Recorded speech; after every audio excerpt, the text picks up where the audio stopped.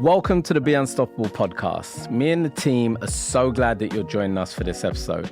Your support is invaluable and we'd be so grateful if you could hit the subscribe button. It helps us keep bringing you amazing interviews with top-notch guests. Whether you're watching on Patreon or YouTube or listening on Spotify, Apple, Amazon, Deezer or any other platform, subscribing really makes a difference.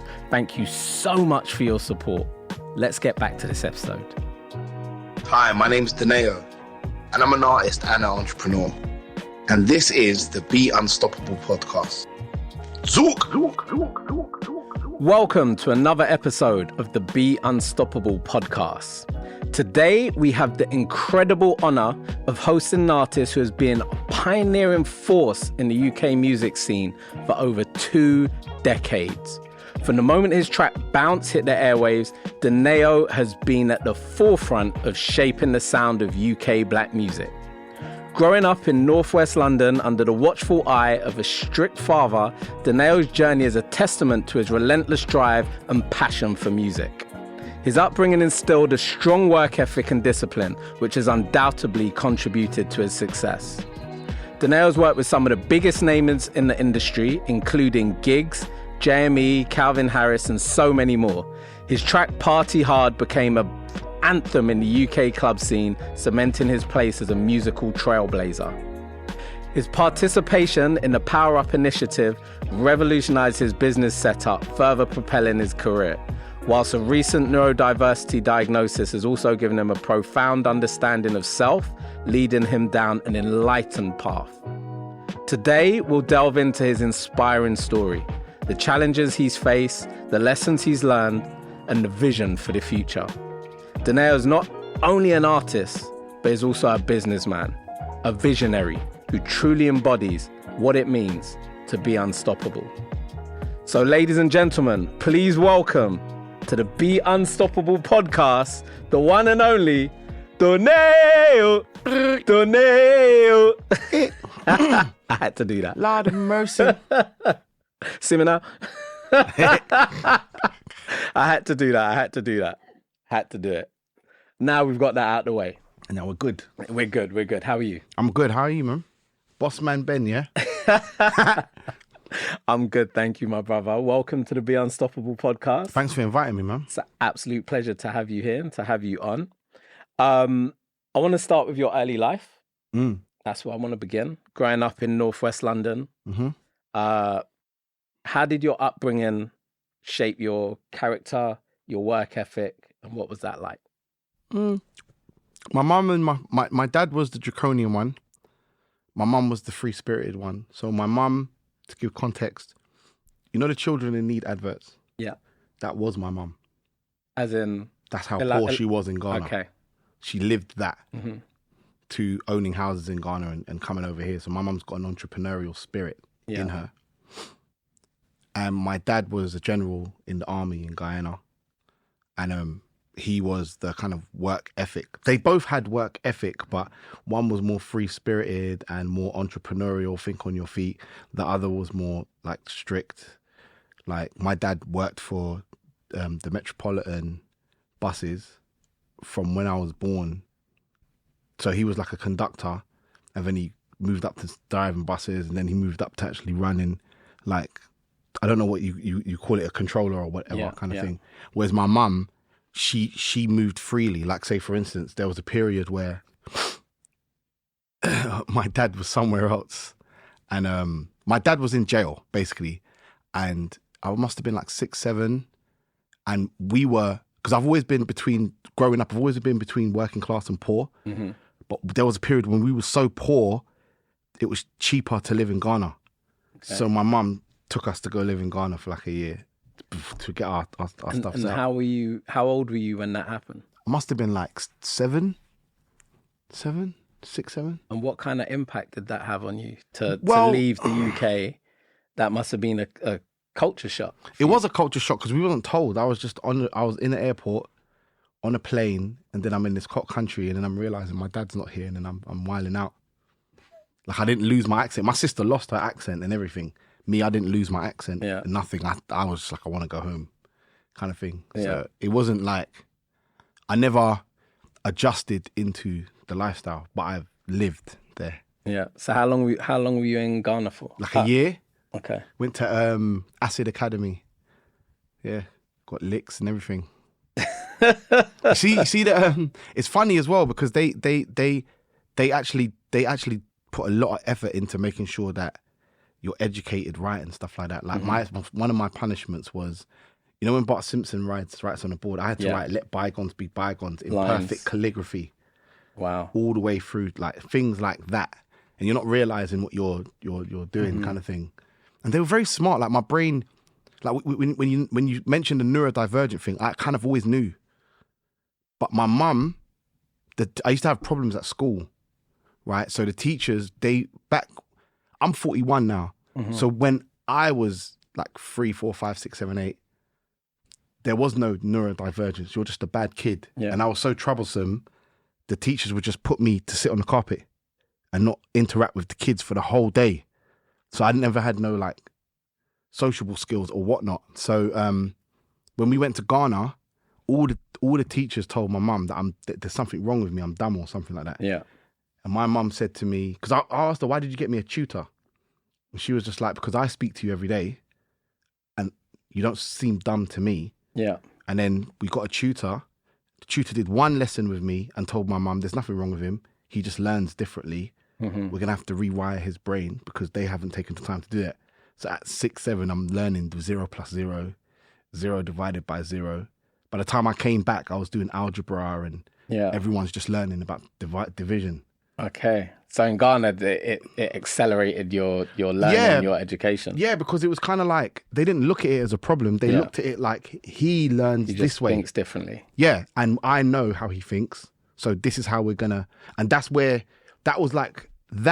was my first introduction into work ethic. Because what it taught me was, whenever you want to do something, start from 0. Because when you start from 0, you'll probably get to where you want to get to far faster than trying to start from 5 or 10. Yeah. A lot of people, when they start things, they don't look at what's 0. Yeah. Like say, for instance, if you're a PT and you want to start a YouTube channel, 0 is, well, do I enjoy filming myself? Yeah. Maybe I should just film myself on a phone for a month and let's see if I stick to it. Don't post nothing. Just, can I be consistent with this? And then after a month, you're like, well, I managed to do twice a week. I tried to do 5 days, but it didn't work. So I can do once a week. I can do a video a week on YouTube. Do you get what I'm saying? Do you see where the process comes from? Like 0. So that was when I realized, because when I came back and I'm doing calligraphy, algebra, like X plus Y and all that, and everyone's just learning. That's my first introduction to, this is the process, which is kind of in the Bible as well. It's like the first few lines in the Bible, it explains the same thing. Okay. So just touching on going to Ghana. Yeah. You've gone to Ghana, you spent a year, you've enjoyed a bit of a culture shock, but then it's actually helped you in many ways, propel you forward in terms of academically. You've come back, you know, I've seen you mention in the past that, you know, having an army general as a father instilled a lot of discipline in you. Can you elaborate on that and where that comes from? To give context, I was more afraid of my dad than I was of the police. If the police was to knock on my door and say, we need to talk to your son, I'll say, take me to jail. Jail would be easier than what my dad would do to me. Yeah.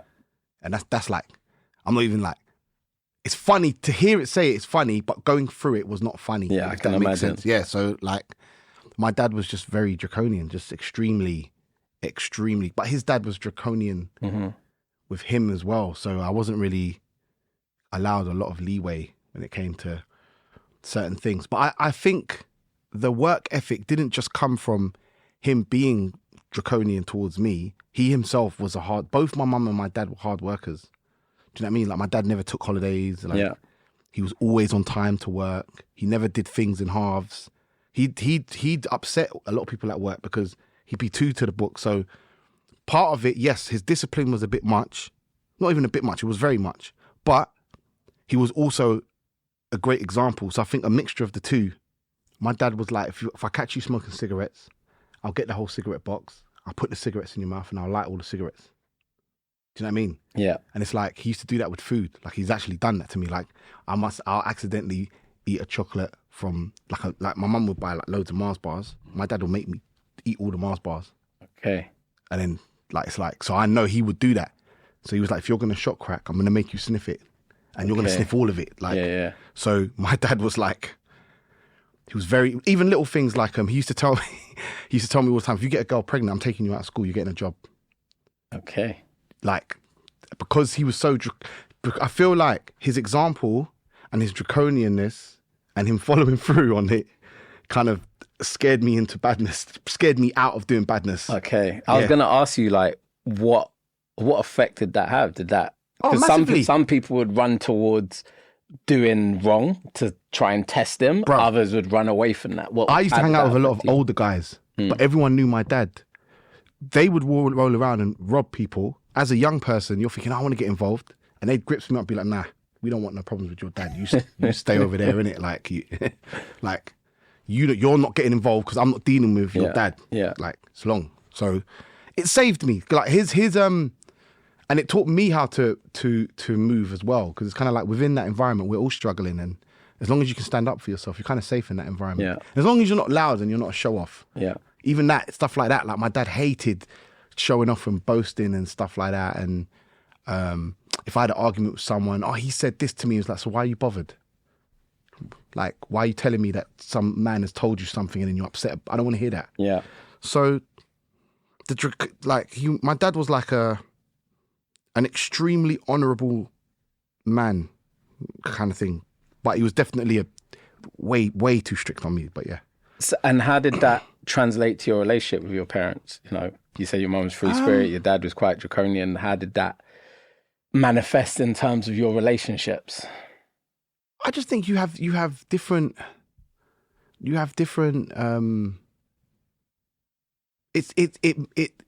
it kind of moves differently because my mum's quite creative. So my mum was a musician and I could relate to that with her, but my dad was more like when you having a job and stuff like that. So my dad was more, I wouldn't say the relationship was more transactional, but it was kind of like, as long as I'm going to do my duties as a man, we can have a relationship. If you're going to be a waste man, I'm not interested.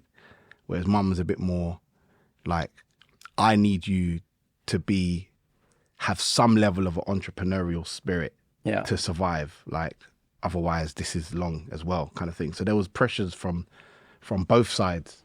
But in hindsight, the pressures, because me and my sister have done the best we can with our lives. And it's funny, I feel like I lean a bit closer to mum's side of things. Like, I'm more free-spirited. I can think on my feet. I'm very much naturally an entrepreneur. Yeah. And my sister, she works for like a massive corporation and she's like at the top of the ladder.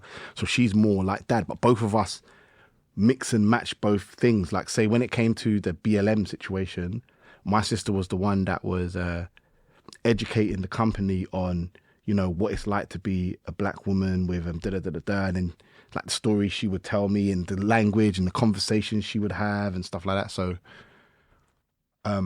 yeah.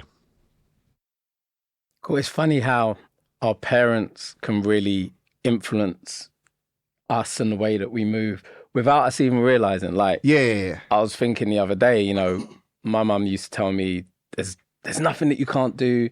Anything you put your mind to, you can achieve it. Anything that you want to do in life, you can make it happen. I think she wanted me to be a lawyer or a doctor or something. Yeah. But I took that and I was like, and that's why I'm quite steadfast when it comes to the things that I want to do within my working world. And when someone's like, oh no, you can't do that, why not? But when your mum was telling you that stuff, was she living that herself as well? She was, yeah. Like, I saw my mum came over as, I'm supposed to be interviewing you, but I'm happy to share.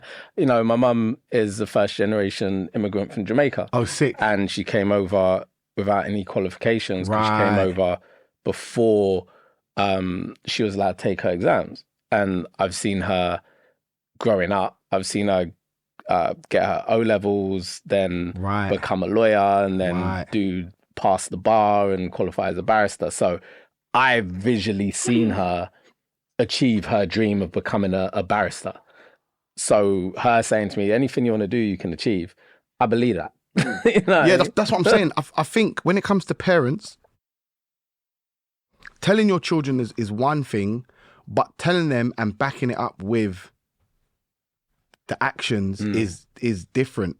I feel like the actions to a certain extent are more, because you've actually got an example of what that is. Even like my mum not accepting the teacher's diagnosis of my neurodivergence. Yeah. She didn't just say, "Oh, baby, you're okay." She said, "No, I'm going to go out and I'm going to find someone to help with this." It's the same reason why, all right, so you want to know how that transfers? My mum's done that for me. I'm like, I want to change my business. I now go and find mentors. Yeah. I'm like, I don't know how to get grants and start a charity, and I need to actually focus on the business thing. I go hunting for you and Yao. I don't know that it's you and Yao I'm looking for, but that's where the transfer is. It's like her not leaving that has probably made me go, oh, so when you don't know something, it's okay to find someone that does. Yeah. And be intentional about it. Yeah. So yeah, that's like one of the transfers. Understood. So what led you towards music? What took you on the journey towards music? Because, you know, you're coming from this household. You got your dad saying, get a job.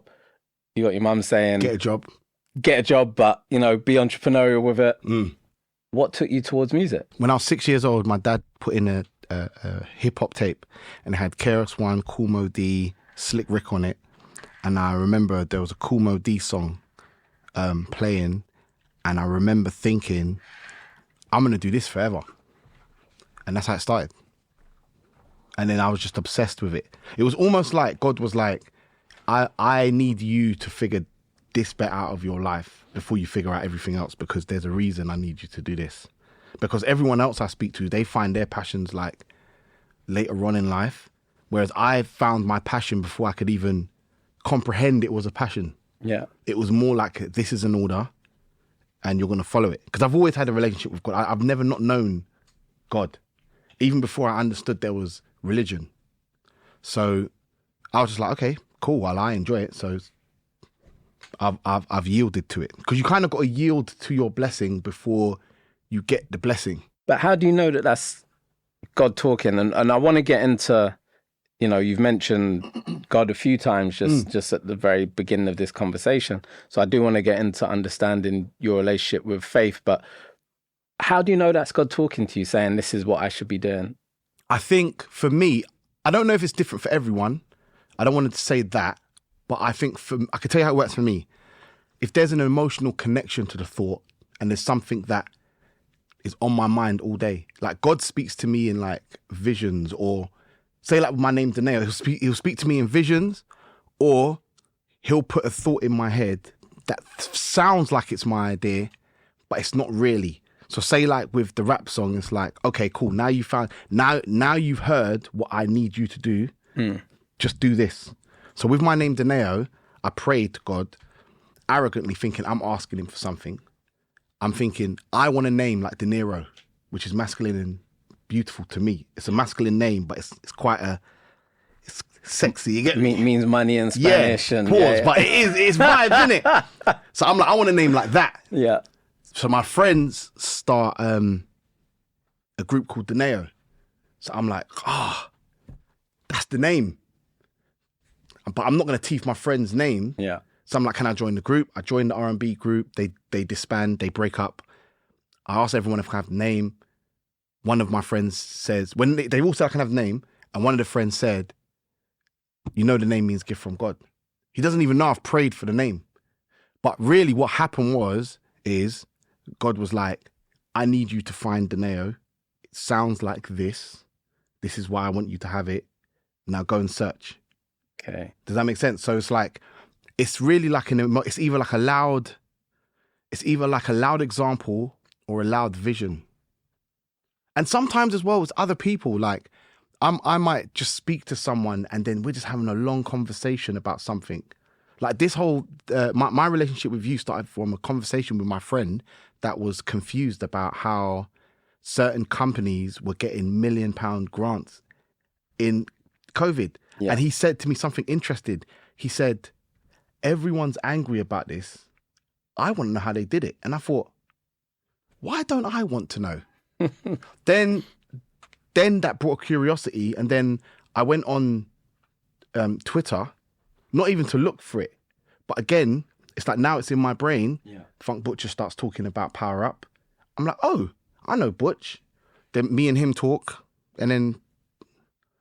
So you got to remember, right? I've been doing this since 6. I've had like my own personal relationship with God since 6. So God kind of curated that relationship in me, like say you would curate socializing with other people and stuff like that. Yeah. So the way I speak to God, it's like I can hear it very loudly. Like January the 21st, I had a loud conversation. The other day I had a mind dump. I couldn't sleep all night. It was like God finally told me what it is that he wants me to do. It was very clear. Even like little things like who I'm supposed to be working with, how I'm supposed to be working with them. It was just like and at first I was like, no, I'm just going to go sleep. And I couldn't sleep for an hour. It was the information and it kept on repeating. And I was like, okay, I know. Okay, fair enough. I went downstairs. I just kept on writing, had to think, remember some of the stuff, kept on writing until it was all out. And then I slept like a baby. So what would you say your relationship is with God, or your faith relationship looks like? Oh, God comes first, and then I serve the people that God has put me on this earth to serve. That's it. And who are those people? Or how do you serve them? That's a good question. I think everyone has people that they serve, but they also have people that serve them. Mm-hmm. So let's say Dave Chappelle. Like, I was born with a certain taste for comedy. Yeah. I was always going to like Dave Chappelle's comedy. Dave Chappelle was always going to do Dave Chappelle's comedy. He serves me by doing that type of comedy, right? And I laugh. I serve him by watching his stuff and buying tickets for him. Yeah. Kind of thing. It's like it's a yin and a yang kind of situation. And I think serving people as well, it's like you have to learn, because we're not here to serve everyone. And I think that was one of the mistakes I'd made a lot. And I think that's an arrogant mistake as well, to think that, you're everyone's hero. It's like, no, you're not. Like everyone's got a group of people they are supposed to serve. Mm-hmm. And I think you have to find those people, because God will make them find you. And then you kind of got to give them the space to let them tell you how to serve. Like with say Yao, I said to you and Yao, said, I'm here for whatever you guys want. Left it. Yao's like, can you come Liverpool to do a panel? Yes. Can you come here to do a this? Yes. Can you come and speak to our cohorts? Yes. Can you? And then over time, you start realizing, oh, Ben's, I'm supposed to serve Ben, not on a short term, on a long term thing. I'm supposed to serve Yao. Like there's a reason why we've connected. And at some point beyond this is like the introduction so that we can build the relationship. Yeah. Because we still have to build the human relationship. Yeah. You can't just trust someone just because they say, hey, I'm here to help. Like, there needs to be a level of trust there. Like, Yao knows if he calls me and I say, I can't do it, I cannot do it. Yeah.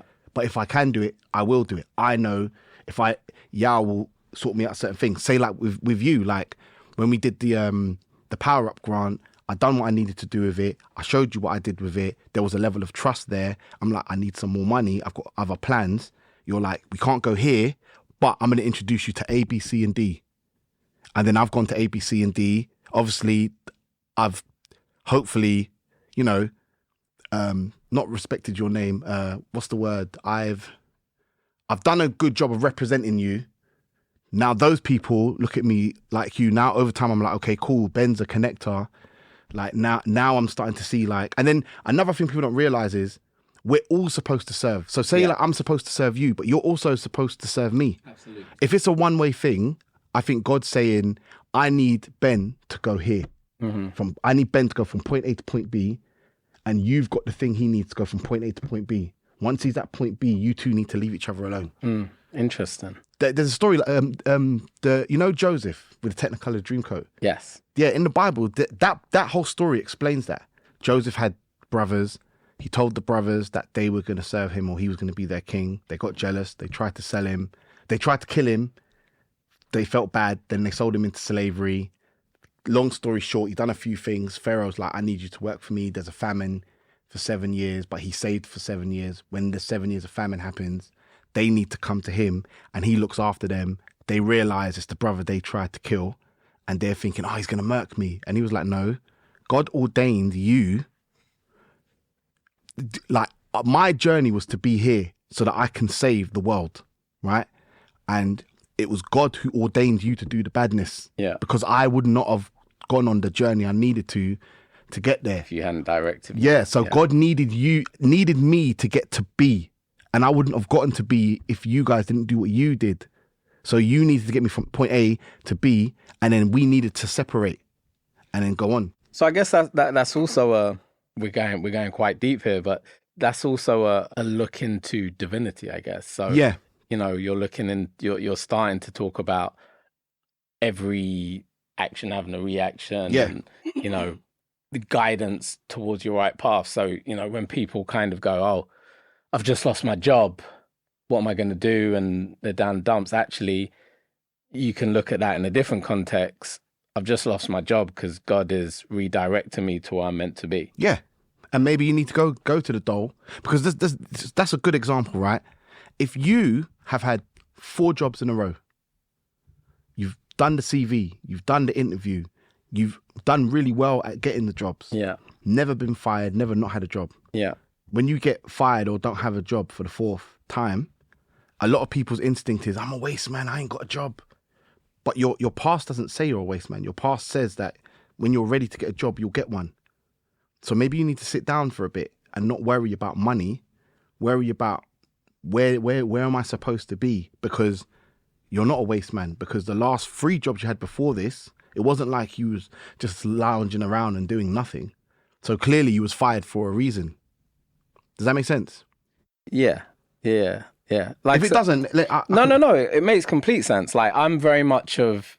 My outlook, and the reason this podcast is called Be Unstoppable is because nothing can stop me. My outlook is slightly warped in the sense that I believe that the whole world is in a conspiracy to ensure that I succeed.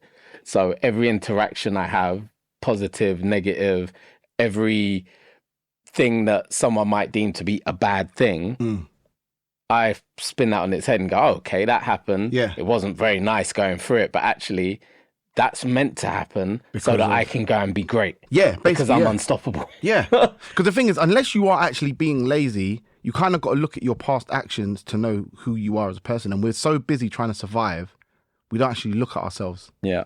And I feel like you can find what your divinity is by looking at how you would have reacted beforehand. Very interesting, Donae'O.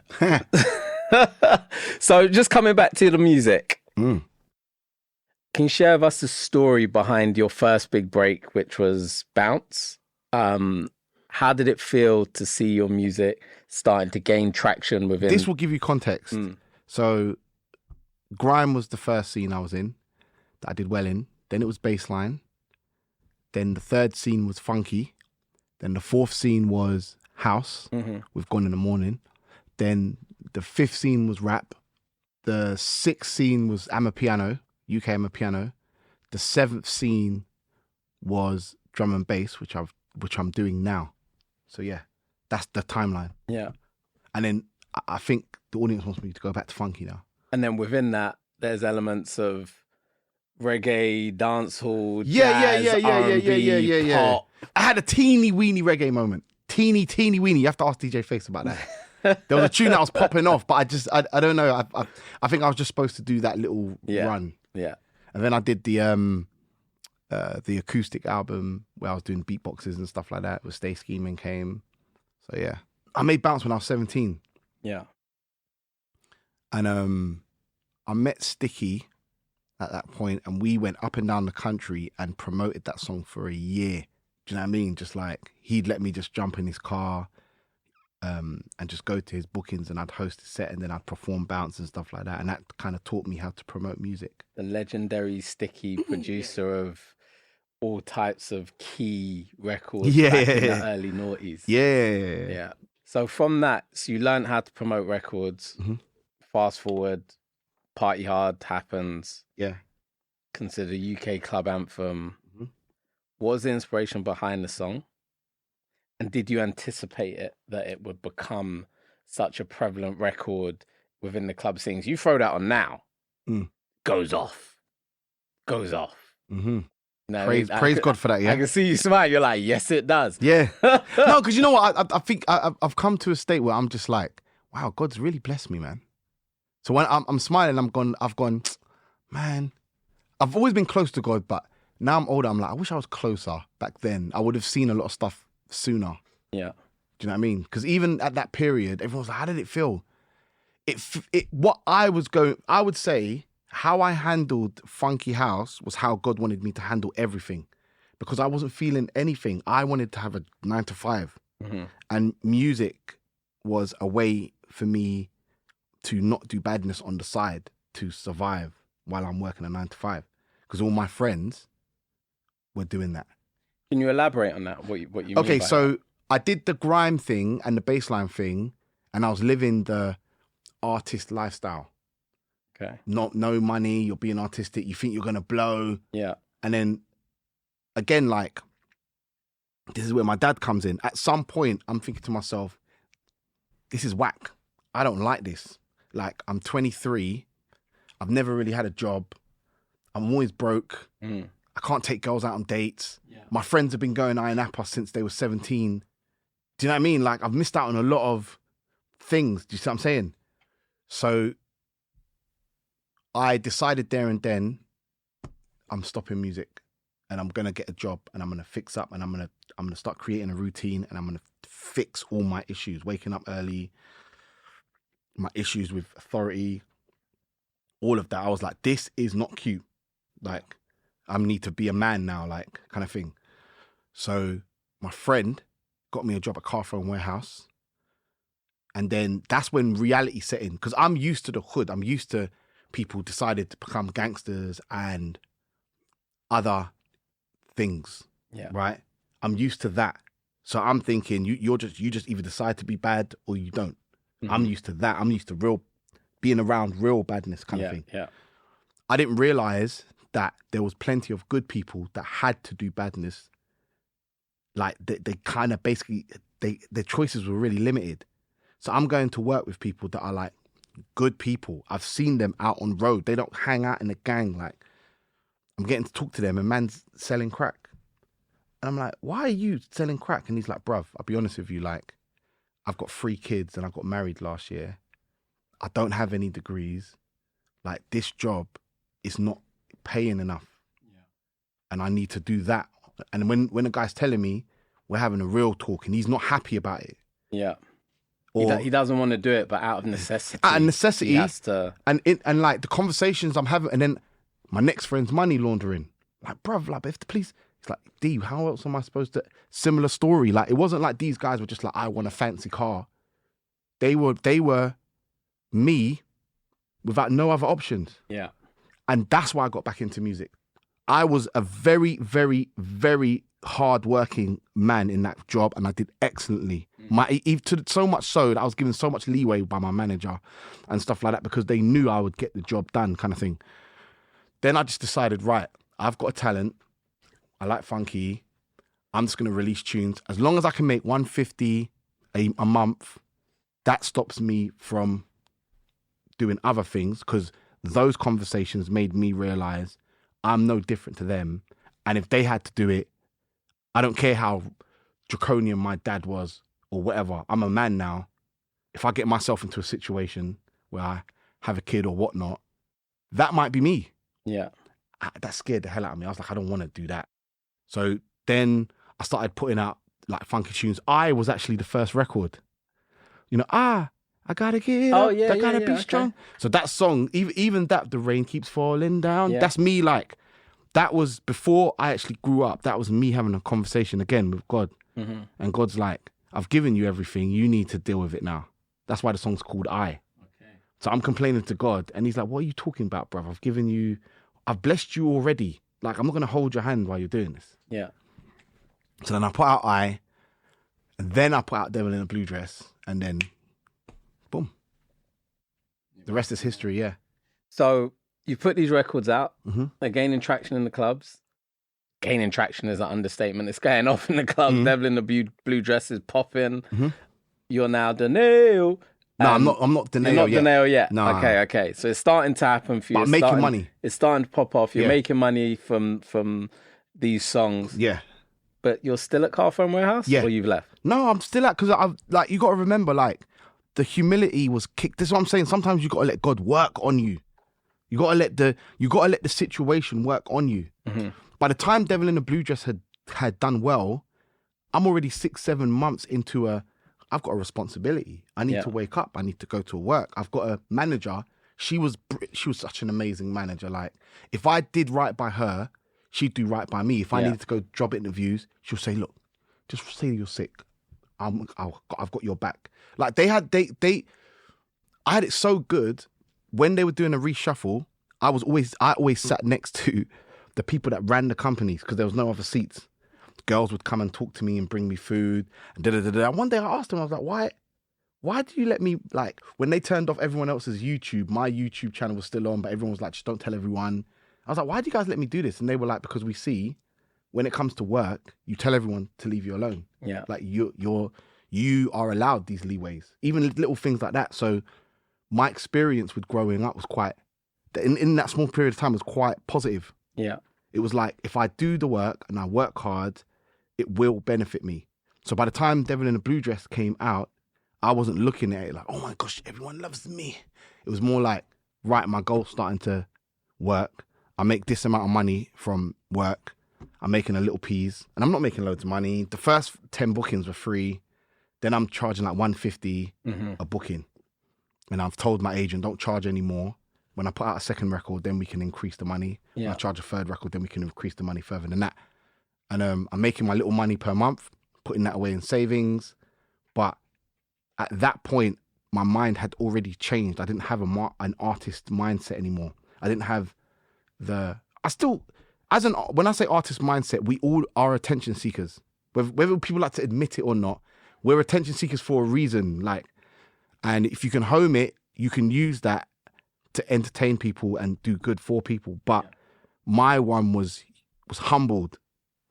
So I knew when to bring it out, when to not bring it out. So, like, say, we'll go and do a performance, me and my friend who worked at the Car Phone Warehouse. After that performance, if we can't go home, we will drive to work an hour beforehand, sleep in the office. Wow. And then go to work. Do you get what I'm saying? It was like, that was my priority. Music was like a side thing. That's a serious work effort. Yeah. All the way up to Party Hard and beyond Party Hard. I didn't leave work until I'm Fly. So I was working for 2 years, the whole period, basically. So the whole time that it was going off, it was ringing off in the clubs, you're up and down the country, gigging, performing this track, shelling shows. Yeah. You're going back the next day to work, Car Phone Warehouse. Well, Car Phone Warehouse was the first job, because what it was Car Phone Warehouse was my introduction to finding a job that I can grow in. So I got the job at Car Phone Warehouse. Now I've built up I'm going to get a banging review. Yeah. I've got the work ethic now, so I'm not worried that I'm going to be a waste man anymore. I know I can do the jobs. So now I've built up all of that. Now I'm looking for other jobs, but I'm not just looking. I'm actually looking at the company. Can I grow in this company? Is there movement for this? I found a place called Safe Estates, and then I worked there. And that was just after African Warrior. And then that's when things were peak. That's when, like, Glastonbury and I think the woman that was my manager, I think she knew I was Donae'O. Because she was cool. Yeah. But she never said anything. Because they wanted me to I did a good job there. They wanted to promote me, but I didn't want to take the promotion. Like, first 2 weeks of working there. So had you not shared with them that this is what you do outside of work? No, because it's not appropriate, is it? It's like because they're gonna say to me, so where's your focus? Everyone's going to say that. It's kind of like, because everyone's perception of it is, you're a star and you're going to be raving and drinking and coming in drunk and all that. Yeah. And I would come in maybe a bit hungover. But the job is I think what happened was, I was so good at my job, they offered me a promotion in 2 weeks of working there. I turned it down because, again, this was my first introduction to actually doing right by myself. Yeah. Bruv, my manager, because I had a big manager and then I had a small manager. He was a pussy. I said to him, like they've offered me this bigger role with a team that probably suited my personality more. Yeah. I didn't realize that I was holding up half of the team. He's just like, yeah, but I'm not sure that you should go with them because, you're doing well here and I kind of need you. And me, because I'm not confident with all that stuff yet, I've gone, cool, I won't take the promotion. So by the time Party Hard came, I'd already proven that this job is my priority. So they never questioned it. But now in hindsight, it's like, I can see they knew, but again, I already showed and proved. I'm like, I feel like if you show what you're really, really on, then people make their own decisions about you. They don't make the general decision about you. Absolutely. Because even when I left the job, I kept on saying, oh, my mum's ill, I need to da-da-da. And the woman was like, look, Ian, if your mum is ill this much, maybe you should think about looking after her. This is after I just come back. And I'm like, and she was like, but then the way she said it, it was like she knew I took the job seriously. She was like, look, we're going to give you an amazing reference. Like, you've done right by us, so don't... But I think the way she was talking to me was like, I know, right? But me, I'm so focused on just doing right. I'm just like...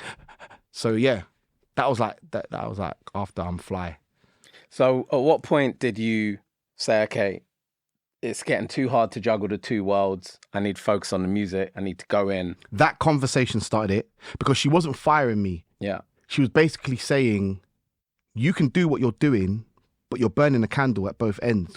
And I think she was kind of saying, bruv, she probably went raving to my things and just didn't come up to me. Like, she was just basically saying, we're not firing you, but if you need to look after your mum, we think you should look after her.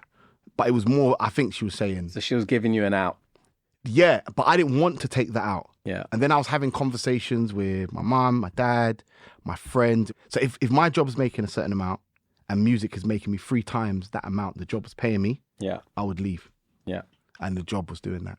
So at that point, the music was making 3 times. Yeah, for like a year straight, it was making 2 to 3 times. Yeah. Yeah. And then I thought, and then my friend was like, you know what? You can leave. But again, he managed me as well. And he probably wanted me... Now, when I look at things, I could have stayed at the company and just organised my time better. I would have preferred actually to have done that. Okay. Because I didn't have to perform everywhere. Yeah. Do you know what I mean? So it was like I was doing... And that's another thing about being a workaholic. Sometimes you can work yourself to literal death. And absolutely. Really what I should have done is gone to everyone, leave me alone for a week. Let me just take a week off. Let me look at the scenario. And what I would have done is I would have carried on working for another year or 2. I like the people I work with. I didn't love the job, but I loved going into work. Mm-hmm. Like, do you know what I mean? Like, there's always like stories going on. Like, people are doing certain things. Everyone's telling me what they're doing. It was just fun. It was just like, I enjoyed Safer States a lot. Sometimes it's not good to ask people for advice because if you're benefiting someone, they're might give you advice based on what that's in their best interest. In their best interest rather than yours, kind of thing. And saying it out loud, I was like, right, that was happening a lot at that period. But yeah. But it worked out, so I haven't had a job since. Okay. And how long ago was that? 2009. Wow. Well done. So you left. Mm-hmm. What happened next? Funky did well. Then Funky died. Then I moved on to House. Made Gone in the Morning. I liked House. I didn't enjoy the environment as much as I enjoyed Funky. After House, I learned how to make pop music with Brian Higgins and Xenomania. And then me and Morgan were basically living in America for like a few years. Morgan Music manager that used to work Western and SBTV. Yeah. And then once I worked with Brian Higgins, I realised if I want to make other styles of music, I need the experts that understand that. The legendary Brian Higgins, Xenomania, producer, songwriter. So after working with him, I was like, he explained to me how to make pop, right? So I realised if I'm going to make rap music, I need to understand why, because there's certain nuances you don't get. We've taken it and we've taken our culture and this is British rap culture. But to make rap, you kind of have to be out there. You have to be in the clubs. You have to experience the culture. you have to understand why they talk about money so much. Because the big thing over here, people that aren't really into it, why do they talk about money so much? When you go over there, you understand why they're talking about money so much. Why do they talk about money so much? It's really hard to be successful. Like the amount of things people have to do to win in America, it's not easy. Like we think it's easy because we see the end result. Yeah. We don't see the dungeon they came from. So they're just like, it's more like, oh, finally I make it. Do you know what I mean? So like little nuances like that, you won't understand. You just think they're showing off, and they're not showing off. They're just like, finally, like celebrating arriving. Yeah. And that's how they celebrate arriving, kind of thing. And then even the culture of America, like the capitalist culture and stuff like that, is different to our culture when it comes to capitalism. Do you know what I mean? Racism, completely different over there to over here. You just once you're there, you even understand why the music's so good. You understand it. And then with learning how to make pop music from a pop producer and learning how to make rap music from rap and R&B producers, then Lockdown happened and my circle and come down with, and that's why that run was so like really intense, because my level of skill had been risen tremendously. So that's when you got to Island. So just before we get into you sign into Island Records and what that was like, you know, you had always been very vocal about the importance of being independent. You've always been independent. What made you forego that independence and head into a situation with a major? I'd say because I've always been independent, there's been this air like, he stands for independence. No, like when I started doing music, there was no black music economy. Yeah. And the one that was there was pirate radio and clubs. Yeah. I had to figure out my mother's teachings, or whatever you want to call it, is what kicked in there. Take her entrepreneurial energy that you spoke about earlier. And figure it out. Yeah. Because this is what I'm supposed to do from 6 years old. This is what I'm going to do. And so it wasn't like I champion being independent. I do champion being independent, but not in the way everyone else is, where they're dissing the majors and all that sort of stuff. It's more like I had to do it.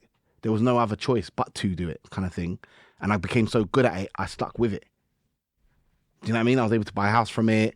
I was able to support other people. I was able to start businesses, have employees. Managers were making money. It was like, I'm really good at this kind of thing. Mm-hmm. Then when Island came, it's funny, right? Funky to everyone else is my biggest moment. But behind the scenes, the rap run was my biggest business moment. It was just like, whoa, like, this is mad. Like, a lot of money's coming in. Yeah. I can't handle all the employees because I've got something called soul trader's disease. So soul trader's disease is when you start a business yourself, and then when it becomes too big for you to manage, you don't delegate because you're scared to delegate because you're like, you're used to getting it done. Yourself. Yeah, and it's like, they're not going to do it like me and da da da da. So I thought naively, if I get a record label involved, they can handle those things, and then they can take that side of the business off from me, and then I can handle this, and then things will get zoom. You say naively. Why was that naive of you? Two things. I think I didn't get any research done into the major thing, if I'm honest. Like I didn't fully understand how major record labels worked. If I understood it, I would have understood that's not how I should see them. And the second thing was I didn't have a mentor at the time to guide me through things, kind of thing. So naively means like a record label isn't there to run your business. Yeah. A record label is there to buy product from you and exploit your product for their business. They're not trying to manage your employees, and they'd rather you don't have employees. They just want you to shut up, make the tunes, which is fine if that's what you want, but that's not what I wanted. So how did that work out for you at Island? Island was a brilliant experience because I was able to be inside the room, and because in my head, I'm running a business and I'm partners with Island, so I'm going in the office every day. And they were all like, now I've come out, I find that some people were pissed I used to go in the office every day. because I'm holding everyone accountable, innit? So I'm sitting down with the radio people. Yeah. I'm sitting down with Darkus. I'm sitting down with the marketing people. We're doing market research on marketing. So I'm helping the digital team on how to do social media and da-da-da-da-da. And I'm just constantly like in the office. Like I was in the office so much. They had a work party and didn't invite me, and I was vexed. The girl who's a radio plugger, she took me to the side and said, E, I understand why you're vexed, but you got to understand, everyone don't see you as a businessman like we do. Do you know what I mean? And it's like, some people, like, they are shook when you walk in. Because to them, they're just You're the artist. So, but he's here, and he's brazen. Like, he talks to, and he holds me account. And they're like, whoa, they're used to managers doing that. But but the way I'm doing it is like, well, I'm really holding you accountable. Not in a, let me just shout at you. And I'm like, no, I expect it to be done. And I'm going to be here to make sure you do it. And I'm going to sit here politely, but you're going to do it. And they're like, yeah, it was, but no one can tell me no. So on the flip side, they on one hand, they should appreciate that you're invested, you're committed to making sure you have a successful project. No, if that's not the person, again, it goes back to serving. So my job that wasn't how I served Ireland. Yeah. Or you don't serve a record label by being in partnership with them. You serve them by making the product, selling it to them, and let them sell it. If you can understand that and deal with that, go for it. If you want to be a business, to be invested by another business, get a distribution deal and go to a hedge fund. So what's the difference between the record deal, a distribution deal, for those that might be watching and don't understand? Is you give your product to them, to the label, and they pay for everything. A distribution deal is you make the product, they send it to Spotify, you pay for everything. That's the difference. Record labels pay for everything, distribution. So record label give it to Spotify, they pay for everything. Distributor gives it to Spotify, you pay for everything. With a distributor, you get a larger percentage of the pie, like at 85%. So you actually get to retain a lot of the money, so you can actually hire staff. Yeah. With the record labels, the other way around, they take 75 to 85%, normally 85%, and you take 15. So why does everybody want to get a record deal? Because we've been bombarded with the music industry and the entertainment industry since we were children. We've all wanted to be Michael Jackson. We all wanted to be Whitney Houston. We all wanted to be So Solid. And who were they coming from? Record labels. So now a narrative is already built up in your head. So that's coming. If you're lucky like me, you understand that there are other ways to make money. But if you're not lucky like me and you don't understand there's other ways to make money, but you happen to stumble on a hit and a major comes to you and says, here's £500,000. I'm sorry, but most people would sign their life away. $500,000, just there, here you go. You can have this right now. Just sign this. $500,000 from making 25k a month, or from being a year, or being extorted by some gangster because you haven't paid him back from the re-up. Like, and you're just like, right, if I get I can give my man 50, I'm good. Like, the major record labels have enough money to bypass your initial uncomfortable feelings about the record deal. Yeah, they're taking 85%, but they're giving me £500,000. You don't realise how powerful that is. To an 18-year-old, you're going to give an 18-year-old 300 bags. So, okay, they give you £500,000. Mm-hmm. What's the downside? I can see the upside. You get £500,000. All right, after tax, it's not going to be £500,000, but you're getting £500,000. If you sign a record label for £500,000, that is not £500,000 they're giving you. What they are giving you is partly a recording budget. So let's just say 600, just for the sake of me working out the maths quickly. Yeah. So let's say they give you 600k. You're going to take 100k out of that and you're going to record the album with that. Uh-huh. Yeah? So you've got 500 left for yourself. Yeah. That 500,000, if you're me and you don't have a manager, you keep all that 500,000. Mm-hmm. Again, just for the sake of thing. That 500, if you get 500,000, you're probably going to get a 5-album deal, which means you're probably going to be with the label for 8 to 10 years. Woo! That 500,000 is 50k a year for 10 years. That's really how much you got paid. Wow. But then do you not get more money each time you do the album? Yeah, but you may not. And depending on the label that you're with, because every label has a different personality, some labels will they'll stay true to the contract, they'll put out the records, they'll pay, they might even negotiate and be like, look, the last album didn't do well, but we'll do the second album, we need to give you a little bit less money, but they'll fulfill the contract. Or you might be with a label that is not so ethical with their business, and they'll come up with excuses as to why you can't release the album because they're making so much money from you, from the singles and stuff like that. And in the recouping, I actually cannot, I understand the recouping, but I also understand there's no simple way of explaining it because it's so messed up. But the way it works is it doesn't work for us.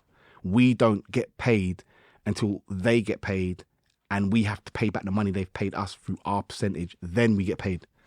You get paid a percentage of, so let's say, for argument's sake, 20%, right?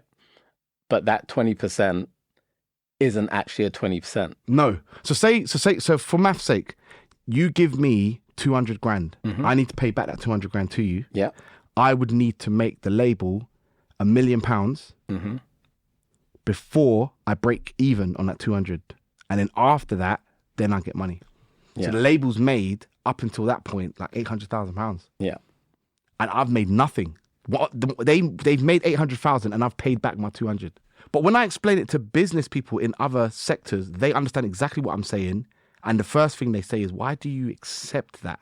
We would never tolerate that in our sector. Well, this is the thing, I think, and this is why it's hard to get investment in the UK music industry because, well, in the music industry, I should say. It's hard to get investment in the music industry because it's a difficult business to understand, and it's a difficult business to understand why the business structure is set up the way it is, because it's not traditional business structure.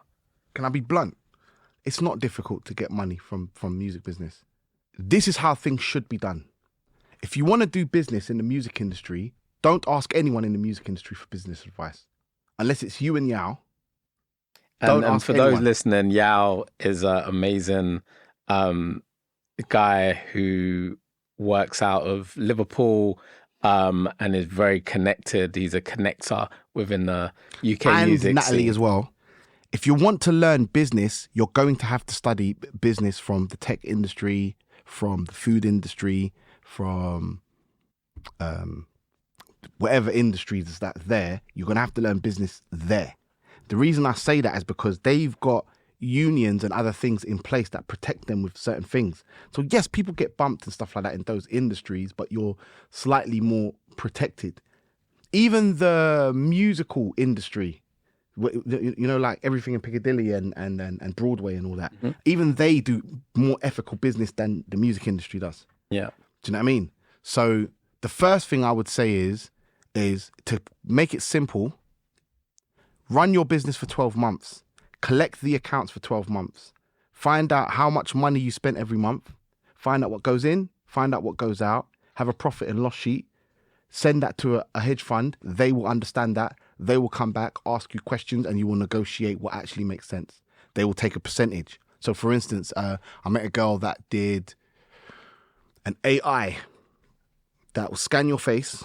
This is 4 years ago. This is before COVID. She'll scan your face and it will tell you all the products that will help black eyes or blemishes or whatnot. Yeah. The business is already running for 2-3 years. She went to a hedge fund. They gave her 300 grand and they took 7% of the business and they made back their 300K through the 7%. Whereas with a record company, it's the other way around. Yeah.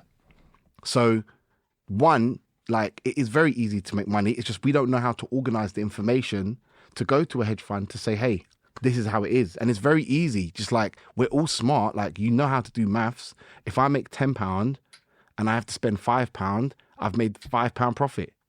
Then tell that to a hedge fund. I've made £5 profit. So they'll go, maybe we should invest £2. And you're like, that's not really going to help the business because I need another £10 to go buy this equipment to do X, Y, Z. Then they're going to say, okay, we can give you £10, but we want X amount of percent for X amount of years. And you can go, yeah, but the business projected to make because I've been doing it for free. That's when the conversation, that's when the negotiations start. But we haven't been told that. So more so real business conversations. Yeah, real business conversations. But we haven't really been told that. We've been shown the fun side. Do you know what I mean? Yeah. Like, we haven't been shown what people do behind the closed doors that are actually making moves and stuff like that. And then me, again, going back to my mum, finding someone, I had an inkling in me, I think during the rap period and as I was living in America, that this business can't run like this. It can't, because other industries wouldn't survive. Like, you can't be this unethical. No one would trust anyone. Do you know what I mean? And we wouldn't have an economy. It just wouldn't work. Yeah. Something in me was like, this does not make sense. I'm asking someone, what's marketing? It's complicated to answer. No, it's not. You make a product. You promote that product to someone. You maintain their attention. You put a price on it and you sell it. That's marketing. But no one in the music it's too get out of here, man. So, sorry, I'm annoyed by that sort of information I'm annoyed by. So if you want to learn business, you have to go to another sector, and something in me was going, this isn't right. So then I went searching. I was like, I don't know. I know that this doesn't feel right. But then you know what it was as well?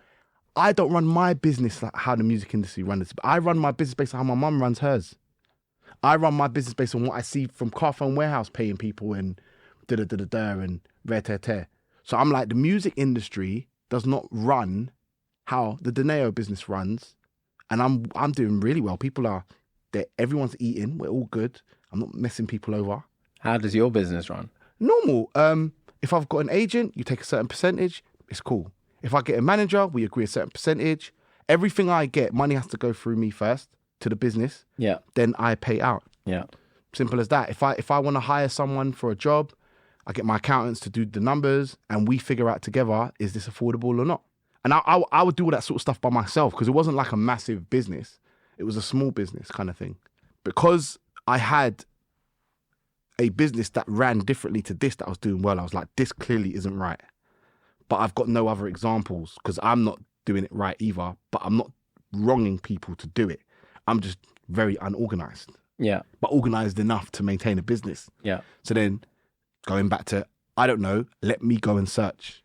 Then I found the Business Black UK seminar, and I found I started hanging out with people that were entrepreneurs within other sectors and having conversations with them. Little things like, say, for instance, I ended up getting business mentors. Who do you hire first?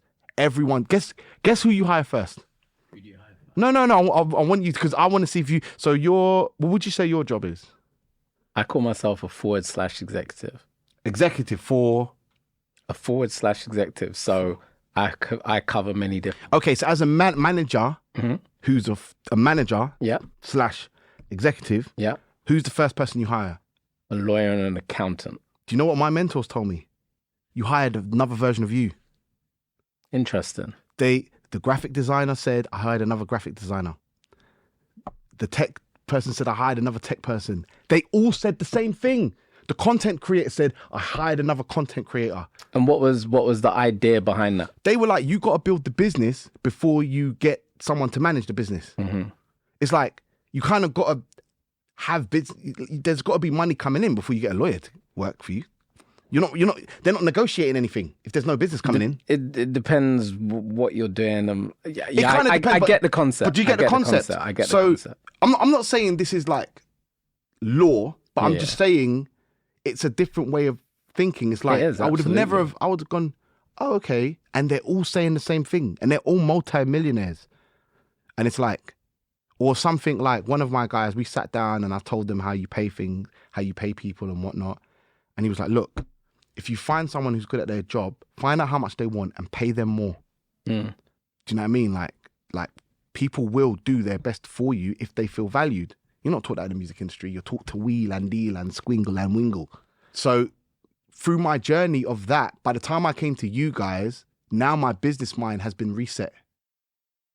It's interesting because one of the reasons we set up this podcast was because of a lot of misinformation that I was seeing online around the music industry and media industry and tech and sports, where people make comments about, the way that people are getting paid and the way that money comes in and the flow of capital within the industry. Mm-hmm. And I wanted to set the record straight through conversations about people's journeys, but also their business setups, because it's not always sexy to talk about the business, but it should be.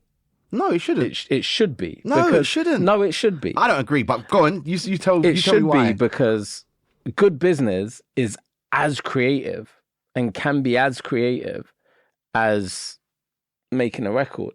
Because when you're looking at the art of the deal, there's so many ways to do a deal. There's so many ways to market. There's so many ways to do different things when it comes to the business that can be equally as exciting as making a record in the studio, depending on your character, obviously, right?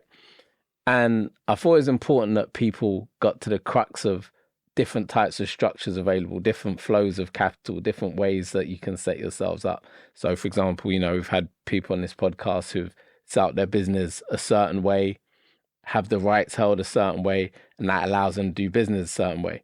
You set it up a different way, major labels set it up another way. And I find it interesting that we're in an age now, because of distributors, access to distribution, the democratization of streaming, that we're able to now look at the business and the way that we do business and go, actually, that doesn't work for me. What works for me is to do it this way. Going on your point as well, it's like what I may not enjoy that I'm good at, someone else might enjoy as well that they're good at. Yeah. The reason I say you don't, because I agree, everything you just said, I do agree with that. What I find is sometimes we forget to get to the good bit, there's some whack bits you got to do. Yeah, absolutely. So, like, say, for instance, like negotiating. Some people love being aggressive.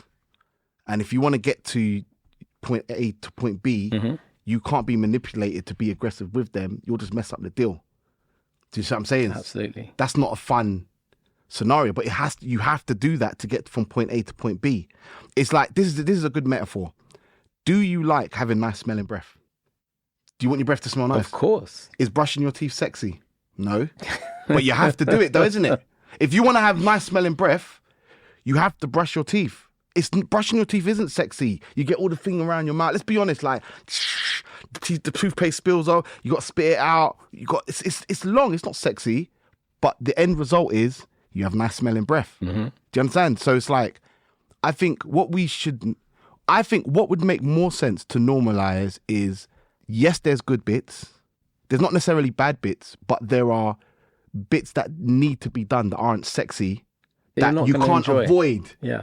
Do you see what I'm saying? And if you don't enjoy it, you might have to do it for a little while and then hire someone who does enjoy it. Because I know people, that love admin. Yeah. Bro, love looking at invoices and chasing money. And you're like, this is whack. But to them, it's not. So because I was saying it in the panel the other day, it's like we're too much like, let's make it fun for everyone. No, like when we lived in Ghana, it wasn't fun. Like to adjust and all that wasn't fun, but to adjust, it's not fun. Like, say, for instance, you go to the gym. This is another good example. If you haven't been to a gym in a long while, that first week, the next week is you're in pain all over because your body is not used to the strain. But if you carry on going, the pain gets less and less and less. You can't avoid the painful bits, is what I'm trying to say. Even God couldn't avoid it. He said, in the beginning, I created the heaven and then earth. And then when I looked at the earth, it was void. And if you look at the meaning of some of the words, it basically says that the earth was not formed properly. And when God looked over it, he was vexed because it wasn't formed how he wanted it. Yeah. Now, obviously, it's God. If he wanted it formed in his way, he would do it how he wants it. But that's not what the Bible's trying to say to you. The Bible is a guide, an idiot's guide how to live life. And basically what that's saying is once you make a decision, the first thing you step into is disruption. I want to go to the gym. Hey, I'm going to the gym. I'm pumping weight. Yeah, everyone look at me. Next day, this hurts. Disruption. You can't avoid it. Yeah. Every time you make a great decision to do something, clock it from now on, yeah? Whenever you've got like a great idea, I'm going to do this. Notice, I guarantee almost instantly, the problem kicks in.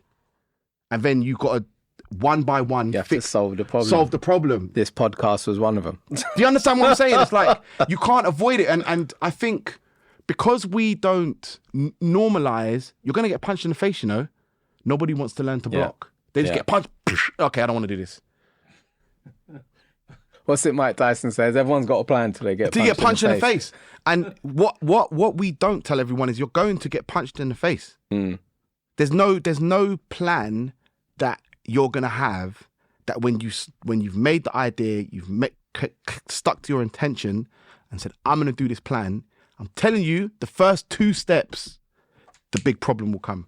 Speaking of problems and overcoming them, Power Up. You've spoken about Yao quite a few times. Yao is Power Up coordinator. So he runs Power Up on day-to-day. For those that don't know, that are tuning in, Power Up is an initiative that I created along with Joe Franklin at PRS Foundation to Man like Joe to support Black talent, Black executive talent and creative talent that feels like it's hitting glass ceiling. And we support through capacity building, through bursaries, through a range of different activities to help the cohorts to grow, evolve, and move on to the next level, and ultimately break through the glass ceiling that often exists for Black talent within the UK music industry. With the success that you'd had, what made you decide to apply to become part of an initiative like Power Up? And what did you hope to gain from being part of it? I think after Ireland, I appreciated my independence more. That was my journey to accepting the businessman side. That was the journey to accepting the punch in the face. Yeah. Because the business side of my talents is a constant punch in the face. Dealing with VAT returns. As much as I hate talking to my accountants, I love talking to them. They're beautiful people. I always feel stupid afterwards and they've got patience, so they'll explain something to me 3-4 times, but I can't win unless I understand. Like stuff like that, little things like that you don't like, and then now you're frustrated at yourself. If you don't know yourself well, you'll take that out on someone, rather than, oh, bruv, do you know what? I didn't understand. And it's embarrassing to ask a man, can you explain again? And they'll laugh because to them, they're like, our job is to be accountants. Our job is to explain this to you as the business owner because we need you to make money to pay us. We explain this to all types of people 3, 4, 5 times to a point where they made me come in once a year and the boss and think they would sit me down, all of that stuff. It's a punch in the face, bruv. A punch in the face to your ego, a punch in the face to your insecurities. That's what being a businessman comes with if you're going to take on that, because you're dealing with very intelligent people. The government are very intelligent. The people that run the tax are very intelligent. Your accountants are very intelligent. You yourself are very intelligent in different ways. Like, you're dealing with a lot of great minds, and balancing and all that is quite painful within itself, kind of thing. So after Ireland, I was just like, do you know what? You always do better when you do your own business. You need to explore the businessman. You know, the musician is cool. I can stop making music for 2 years. I'll make a tune. I'll make a banger, bruv. It's like, I just know I'm very good at what I do. The businessman now, I'm very good at being a businessman, but I don't have that level of confidence. I'm not that sure. Making music is like putting my left foot in front of my right foot. Yeah. It's going to happen. With a businessman now, I might trip because I'm not sure that the left foot's and I don't know if I can balance properly, and like, I'm doing it well, but I'm nervous the whole time, like, do you know what I mean? So I just thought that needs to be fixed if I'm going to go into the new era of my life, kind of thing. What kicked off that was the Ireland thing. Then I found the friend who spoke to me about the business that got the grant in COVID. Then I saw the Funk Butcher thing, and then I read Power Up, and I was like, whoa. That's how I knew it was God, because when I read it, you basically wrote to me. That was me. This was made for me. I actually thought, there's no way they're not going to give me money. Yeah. I didn't think you'd give it to me because I'm Donae'O. I thought this plan is for the older generation that have gotten to a certain space and they can't get further because they're struggling with the financial side of their business. I was like, that's me. I just left Ireland. I was brass, and I had this big dream of helping people. Now I understand my skill in helping people. I've got a very, very, very strong skill in that kind of thing, and it works with the business thing kind of thing. So I applied for Power Up, and again I wrote out the business plan, again the punch in the face as I'm writing out the application. I don't think I write well. I know I can explain myself well. Yeah. But you cannot write a sentence how you speak. It doesn't read the same as you. Yeah, do you know what I mean? I understand that. So because I understand that, I know what I'm writing is incorrect. Like, I'm not putting the full stop in the right place. I'm not. But I understood that my missus, who does writing all the time because she's a marketing account, does this all the time. She talks to me every day. If she reads it, she'll understand what I'm saying and she'll know the right questions to ask me. So once I've written out the plan, she rewrote that. And on that journey, that's when I learned, I didn't know that you can get a bid writer for that. I just asked the smartest person in the room that I knew to do that. In regards to Power Up, my intent was, do you know what it was? I remember I saw Yao having an interview and he was saying to the interviewer, so black music in the UK, but the way he was saying it was like, stop calling it urban. I've never heard a black person. I've always heard people go, yeah, but urban. No, it's black music, bruv. Even other cultures call it black music. But we, because of the industry, and we've been indoctrinated or whatever word is used for that, we feel uncomfortable to say it. Yeah, I was the first person I heard say it loud, and he said it loudly. Yeah, I was very adamant about the term black music. Yeah, like it was just like, racism. I was just like, oh, these are my people. I can be myself here. Like I can. It's not like I don't say things, but it's not nice to speak your mind and then be shunned. Because I would always speak my mind, but you get shunned. Same.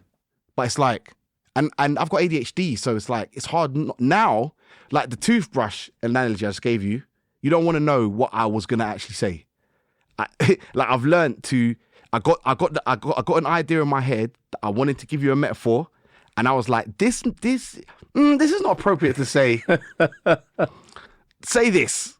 Like, but back then, I would just say it.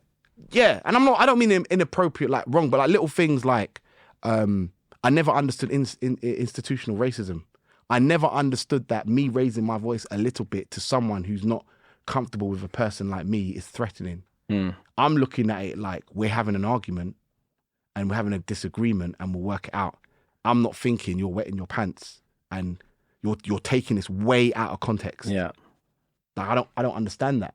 Do you understand what I'm saying? So when I saw that interview with Yao, I automatically knew I could grow in Power Up. I didn't know how, but I yielded to Power Up. I was just like, I know I'm supposed to give myself to this thing. I didn't even care about the money, if I'm honest. Like, I'm happy I got the money. I'm definitely, because it helped, but that was not it. After I saw that interview and I read it and the whole journey to it, I was like, okay, cool, God, I hear you. Cool. Whatever it is, boom. Gave him my application. I think one of you called me and he was like, are you sure you want this? Like, and I was like, yeah. And then over time, you guys saw that I was serious. I saw that you guys were serious. And then I realized, like, let me just be in service. Always be in service.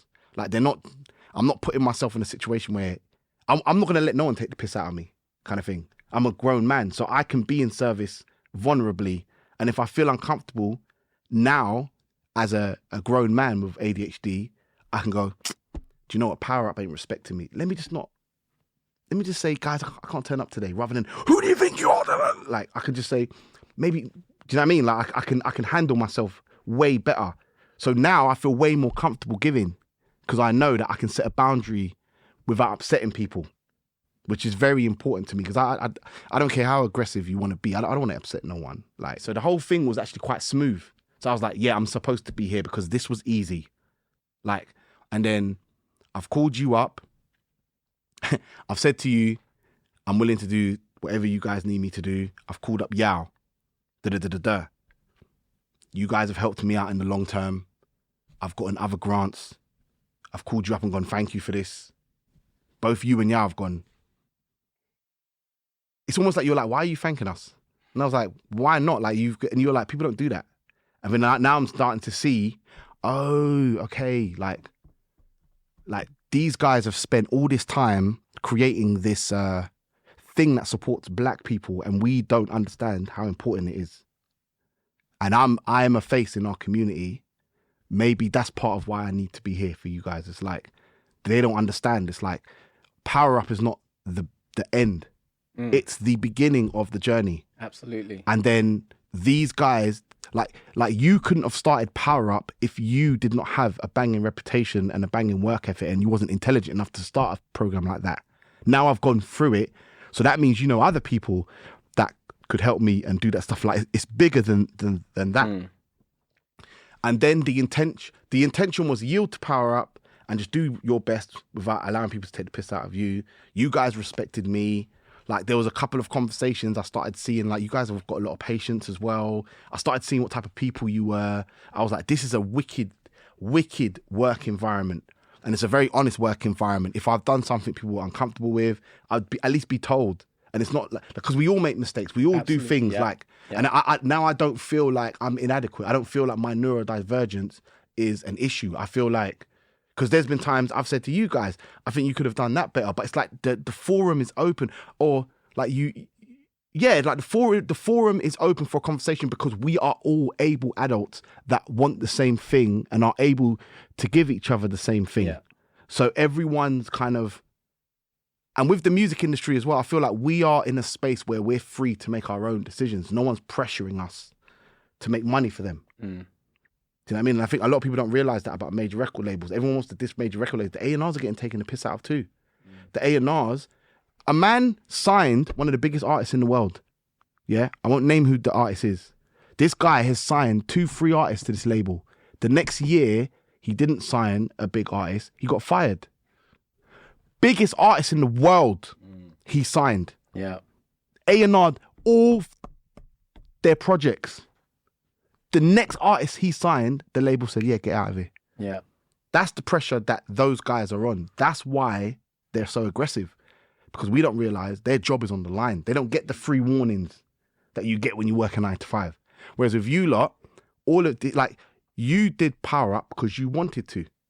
You deal with the headache of Power Up because you want to. To a degree. No. I don't want to deal with the headache. No, you don't want to deal with the headache. No. All right, how can I say this? You don't want to deal with the headache. I'm being facetious. Don't worry. Okay, cool. I knew exactly what you meant. Okay, yeah, but it's like you've made the decision to find an environment you want to work in, not an environment you have to work in. Yeah. Even that alone is like, you guys will understand me. You will understand the way I think. You will understand why I'm calling you to say thank you. You will understand all that because we are the same. Do you understand what I'm saying? And then I started realizing, okay, cool. And then we had the call, and then you introduced me to youth music, and then that helped me find other people that mentored me and stuff like that, and helped with some of the things like I found a bid writer. So now I don't beat myself up when I'm writing business plans. I'll just write it. I'll give it to my bid writer. Me and my bid writer. And again, my bid writer, she's really cool. She knows you have to kind of there needs to be a level of familiarity with me when it comes to some business, a level of, but I also need you, if I'm going to give you that, respect it as well. Like, don't go overboard. There's certain jokes you can't crack with me. It's just that we need to get from point A to B, and I can't explain it stiff. Yeah. And then I also understand that there's a boundary here, but we need to open the gate a little bit, just a little bit. Found someone that I found comfortable with. Now I can write out my stuff. I'll send it to her. She comes back to me with all the questions. Zoom. We have conversations here and there. We crack jokes. Boom. Now I've got a team that helps me write business plans. So the intention of Power Up was always like I need to be here. And then as I got to know you guys, the reasoning for being here became more apparent. The more I was in it. More clear. But again, like with God, it was like, from speaking to my friend to getting the grant was smooth. That was God's way of saying, I need you to be here. Yeah. So around the same time as Power Up, yeah, you discovered you're neurodiverse. You've touched on that throughout. No, I knew I was different from young. I discovered it when I was like 18. So when were you actually diagnosed? I went to the doctors. I explained to him, and this is when ADHD was coming through. And we did a few tests, and he was like, yep. But he was my doctor. He was laughing. He was just like, I've known you've had it for years. So even when you was in primary school, I knew you had it, kind of thing. Like some teachers would there was a few good teachers that explained to my mum, it was always the same story. Your son's brain works differently. You cannot expect him to do things the same way everyone else does. Mm-hmm. Do you understand what I'm saying? It's almost like God was like, I'm going to give you your dad because then you're not going to survive this without structure. But you can't live your life like your father. You have to live your life like your mother. There needs to be some level of freedom. And you need to be responsible. If you're going to get that freedom, you need to be responsible with it. That level of freedom, for me, is a responsibility and a gift. It's not something I can like take lightly, if that makes sense. So, yeah, I've known since from 18. And then I've just had years and years and years to deal with it. It's affected people in positive ways, negative ways, and then now I'm a superhero now. It's your superpower. Now I've got loads of superpower. Even if I didn't have the neurodivergent, I'd be a superhero. Like, you're a superhero. You're a superhero to me anyway. Don't start crying, bro. Why, thank you. Yeah. Okay. So how has that diagnosis helped you navigate your way through business and through music in general? I've always holding yourself accountable is a big thing for me in any relationship, friendship, romantic relationship, business relationship. Once I understood it, it was like, I can't just say, this person's being, I've always got to think twice. Like, did I do something wrong here? Was that argument because of me? Did I understand where I went wrong? Did I da-da-da? So because now I'm very self-aware. So that diagnosis gave me another level of self-awareness. Yeah. And I've always, if I get into an altercation, sometimes I have to think twice. Did I read that wrong?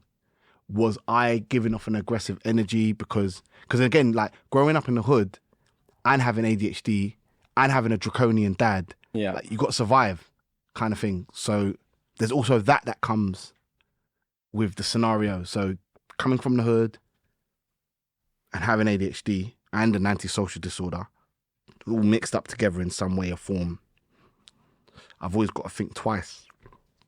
Even now, like I said, with the toothbrush thing, is like, but it's normal to me now. I speak to myself and then I'll speak. So what advice would you give to someone in the business that's just discovered they've got ADHD or an antisocial disorder or some form of neurodiversity? What advice would you give them as coping mechanisms to be able to be the best version of themselves within this industry? I think the first thing you got to do is just accept you are who you are. Once you can accept you are who you are, you know your good bits, you know your bad bits. You got to have really good character judgment so you can figure out the people that, because nobody owes you anything. There are people in this world, like when I tell people I've got ADHD, they're like, no, you don't. No, I do. You just have the patience for me. You was meant to be in my tribe. You was built for someone like me. So I'm not an issue for you. But I also have to be aware of the people I am. I might check for someone a lot, but you just ain't got the patience. And I've just got to be like, you know what? Because when you don't like someone, it's easy to cut someone off. But when you do, I can't hold negative feelings towards you, because it's like, I understand. It's like, I'm a lot like for you, not you, but I'm saying I'm a lot for that person. And it's like, I just got. They're going to naturally distance themselves anyway. Just don't hold any grudges. So I definitely think, not love yourself, but just understand that that's who you are. It's not going to change. Like, I still do like forgetfulness sometimes is an ADHD trait. I'll tell you what I did this week. My girl's got a book in the library. I've decided that when I drive home from training, I'm not going to drive home and then walk to the library and then walk back. I'm going to drive my car and park it outside the library, get the library book, go to the car, come back. I go and get the library book, walk all the way home, realise the car's back at the library, walk back to the car, go to the newsagents to get a bottle of water, walk back home, and then go, and then walk back to the car and then drive home. So you forgot the car twice. Twice, bruv. And then I just got to accept that that's strippiness like that will happen with me. Yeah. Every once in a while. I can't beat myself up about it. It's just, and then like, again, like talking about it, like people, it's funny. Like at the end of the day, like if it makes someone laugh, cool. And even little tests like that, like, are you laughing at me or are you laughing with me? Yeah. Because if you're laughing at me, I don't have to talk to you again. I'm okay with that. But if you're laughing with me, then I can tell you these stories, because you're not going to go, Donae'O forgot da-da-da-da-da. So when I put him in charge of these people, he's not going to, because you know what I'm like. So it's like character judgment is really important. Yeah. Do you understand what I'm saying? Because my neurodivergent, the ADHD and the antisocial does not dictate who I am. Mm-hmm. It's just how my body works. And how important is it for you to be open about it as well? Because I remember, we had a meeting, and in the meeting you were very open to everybody in the room. You're like, look, I've got ADHD. We're going to be in this room for 5 hours. I might zone out at various points, or I might go off on a tangent. And I just thought, that's brave. I don't think it's brave. I'm in my head, right? The reason I thought it was brave was because you were in a room you knew 3 people in the room, right? The other 5 people you didn't know. Yeah. And you just stripped yourself bare and said, this is who I am and this is what might happen. But that's who I've always been. I've always just been quite open like that. I've not known how to manage it, but now I find out like even that, like being open like that, like if I sit in a room and I'm like, right, I don't know people, I'm actually here for a reason, because as much as I'm saying that to you, I also know I marked 40 papers 2 days beforehand and was going to bed at 4 o'clock in the morning. So I know I'm there so I know I'm here for a reason. If you lot are pissed off by me, cool, we don't have to see each other after today, but I'm just warning you just in case we don't get along. But I know, and I ended up marking most of the papers more than everyone else did. Yeah. Was that the first one? Yeah. Yeah, so there's a lot of that as well, but I've always been quite open, and then over the years I've learned kind of, there's sometimes when because I noticed, I was like, look, because we was there for 8 hours, and I was just like, now I've told everyone, I can see everyone's faces. It might be a thing where I might leave the room for like 30 minutes. Everyone calms down and I can come back. But it ended up working for me because everyone was like, wow, that was fun. And again, like, because I was in the environment. That's why I would say to you, with those things, I'm happy to come to, because I know that that thing I've got benefits the day. Everyone's like, it goes quicker kind of thing. Like little things, like I'm quite playful. Like I'm quite I add fun into it. And as much as I've got ADHD, I'm not too much with it. If I'm around the right people, I'll know when to fall back, when to jump in, But again, character judgment. I feel like that's a big thing. It's like knowing who your people are. Yeah. Because if you know who your people are, what you have is actually quite, it can benefit them. And my way of serving you lot, like I remember me and the guy from Scotland, yes, we were talking about an artist, and I said, come man, let's clash, bruv. Everyone understood what I was doing, because this was getting to the end. We were all tired. Mm-hmm. The way you lot started laughing, like because you wasn't expecting it, because I see everyone was like this, and I was like, bruv, are you mad? That's what I said. I didn't want to talk properly. I was like, because I was like, my artist is the guy. We are going to clash. Come, 4 tunes for 4 tunes. Bruv, the way you lot was on the floor, everyone started laughing, like, and then I know, all right, cool. It brought an energy. Yeah. Don't take it too far. Don't clash the guy. Because obviously I did want to clash. Do you get what I'm saying? But it was like, the reaction was so thing. I was like, oh, you've served. They've laughed. I've given them a little bit more energy. Don't go further. Yeah. If you notice, I was quiet afterwards. Because I was like, bruv, shut up. You've given them what they needed. Relax. Like, boom, the guy laughed. It was good. Everyone had fun kind of thing. So it's like self-awareness, and you can only get self-awareness if you accept who you are. Character, you have to have great character judgment. You have to. That's a non-negotiable. And get help. Get therapy and get a person. If you've got ADHD, you have to do something sporty 3 times a week. And do it early in the morning. Get it out of your system, because it will help focus your mind. Like that's a non-negotiable. If I'd have known that, I wouldn't have been so hyperactive. Sorry, I wouldn't have been so hyperactive my whole life, because I wasn't into sport when I was younger. Yeah. So the energy was just bouncing off the walls, bro. Okay. Like ridiculous. But now, like even like today, like I'm very exhausted. Like I've told my PT, these are my goals. My PT takes my health very seriously. Mm-hmm. He works me to exhaustion. Like literally, like yesterday I wanted to cry. Yeah. But then the feelings I got afterwards, like I've never felt that. You know when you work out, yeah, I don't know what this is. This is just a sidetrack here. But you know when you work out, like right to the end, I only experienced this yesterday because I've always worked, but we pushed past. Like I almost fainted. Like then when They call that training to blackout, but yeah. Yeah. So I trained to blackout, right? And then I sat down. I walked around the gym 4 times just to get over the pack because I was actually scared. Like my brain was shouting at me, like, what have you done? Then I sat down and all this positive energy just came. I was just staring at the wall like... Yeah, all the endorphins. Yeah! I could have hugged the wall like, oh my gosh, I love you. Like I was there for 20 minutes just like, what the hell is this? Is that a thing? Yeah, you get rid of all the stress, all the cortisol that's in the body. So you've worked out all the cortisol, which is all the stress chemicals in the body that dissipates, and then you fill up your body with endorphins, which are positive chemicals, and you just feel... I'm on that good. Every week now, bruv. Every week, bruv. It was like a buzz, bruv. I was thinking to myself, rah! It actually, the last 2 days, I've been arguing with myself. I'm like, bruv, you have to train like that all the time now. And I was like, yeah, but bruv, you almost died. And I was like, no, you did not, bruv. Like, this is me and my body talking to each other. Like, I'm like, no, you did not, bruv. Like, you did not die. Shut up, man. Like, but again, with the ADHD, finding out that blackout thing, it focuses you. Like, and the harder you train, the more it does focus your brain, kind of thing. You get a lot of the energy out and stuff like that. That has to be regular. You definitely need therapy. Every therapist is different. You need someone who's patient, kind, who's willing to hear you out, willing to talk you through certain things. I got a speech therapist as well.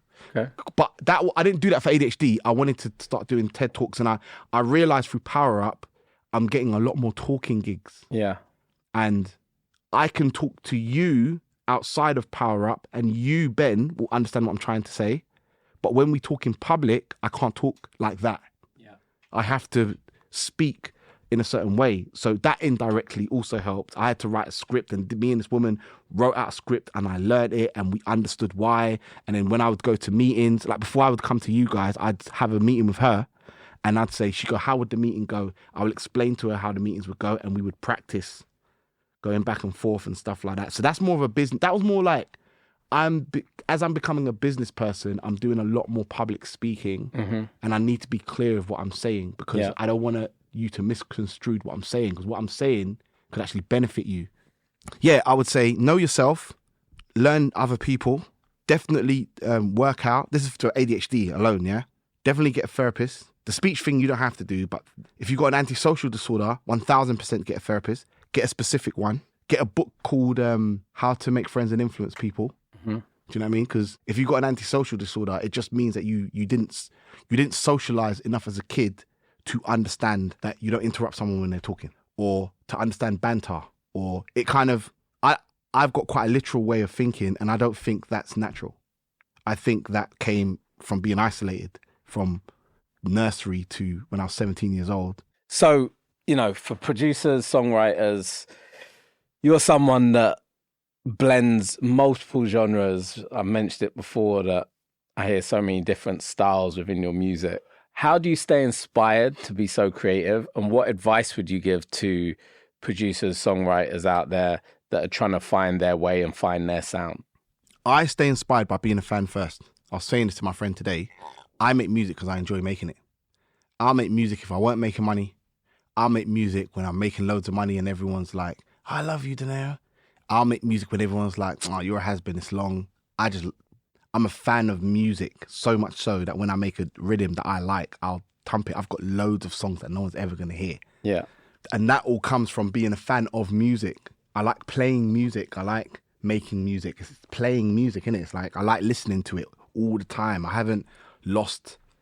Because you hear a lot of people, when they get into the music industry, they stop listening to music. That's alien to me.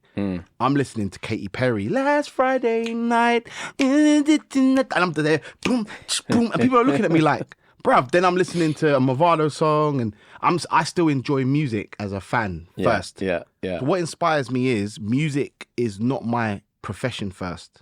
It's my love first. Yeah. And then the businessman has turned it into a profession. Yeah. Kind of thing. So that's what inspires me. I enjoy culture first. I'll hear a sound, I'll listen to it loads, I'll start going raving to it, I'll make friends to it, I'll date women to it. It'll be on when I'm making food. I'll start finding artists within that sound that I like. All this is before making the music. Mm-hmm. I'll get to know the producers. I'll have friends that love the music as well, so we're arguing who their favourite producer is. Me and my brethren always argue about who's the best garage producer. I say them two, he says Chris Mack. We were arguing the other day about, do you know what I mean? So I'll find people that I can actually, it's a part of my, I'm a part of the fan bit. Yeah. If people are arguing about, Donae'O, this tune's better, I'm having the same arguments with other artists. Then I experiment with the music to see if I can make it. Like say with House, I was good enough to make one big song, but it wasn't in my heart like that, if that makes sense. Whereas rap was, I made like 300 songs in that period. Then I'd start experimenting with the music. I'll send it to friends if they like it. Then I'll put it out to the world. If the world likes it, then I'll carry on doing it. Okay. I think that's the best way to explain it. But I think creativity boils down to what you like. Like I'm a massive fan of my own music. Before you've heard it, before you lot were wilding out to African Warrior, I was. When I was making that in my bedroom at 1 o'clock in the morning, my mum's banging the walls like, stop dancing and shouting. Like, do you know what I mean? So it's like, do what you like doing first. Do you know what? I will say this. We all have a taste. If you like making country music, but you're trying to make Afro beats, why are you making Afro beats? I've got an artist, right? I asked him, what do you listen to? This guy's telling me Craig David and Mark Morrison. Why are we making Afro beats then? Yeah. Do you understand? It's like, you have a taste, start there. Start with the fan bit of you. And then work from there. Which brings me nicely into the fact that you started to mentor young people in the music business. Mm-hmm. What led you to that? Why have you decided to go down this route? And how important is mentoring to you in your own journey? Why I did it, because God told me to do it and it felt like the right thing to do. Power Up led me to it. The whole journey with Power Up made me realize, okay, this is my next run. This is my next step. I've always been good with helping people, but working with you guys kind of refined it, kind of thing, because it's a very vulnerable gift to have. It's a gift that you're going to get taken advantage of if you don't look after it. The journey through Power Up let me curate that. I was just like, cool, I'm clearly here to help others. And then I noticed all of my business plans, it actually doesn't say anything about me. Like the business plan I wrote for you guys was so I could find other artists and put music out through them. The only reason I produced it is because I was the only producer I had at the time, if that makes sense. So just going through the journey and just kind of being free enough to see where I fit. I think we all have a purpose in life. And if you're lucky enough to find out what that purpose is, you need to yield to it. And I've been independently successful for 24 years. Even when I was at Ireland, that's no accident. Yeah. I've worked with pop acts that are like, you are an enigma.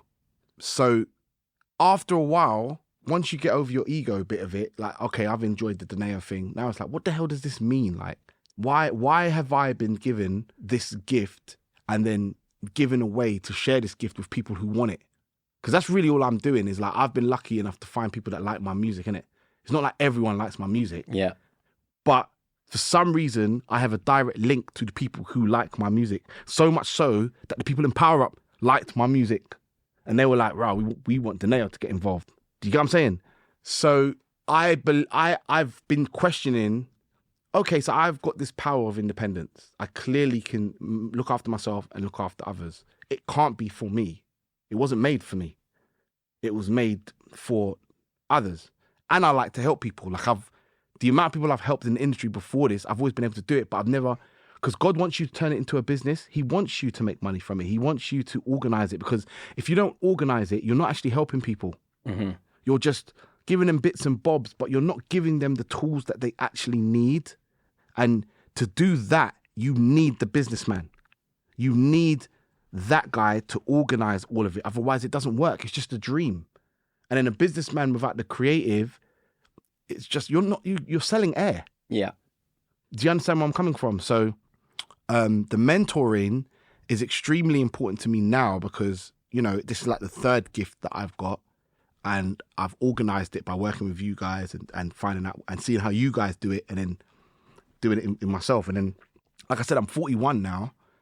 And the Donae'O thing is solid. I'll be Donae'O until I'm 99. People will be raving to my music until I'm 99 years old. Yeah. And I'm going to live to 150. Yeah. Now I have a very strong feeling that I need to use my platform to introduce the new wave of people coming through. And it's not just musicians. Because the last grant I got was a business grant for a business, for a charity. I helped 2 interns that wanted to be professionals. They weren't trying to be musicians. And I got one a job at a booking agency, and I got another job at a PR radio plugging company as well. So, and it was very quick. That one was quick, Ben. The process was supposed to be 6 months. I trained them. We find what they want to do. I train them within that. We find them a job. That was supposed to be done in 6 months. We found them a job, both interns, in 4 weeks. Wow.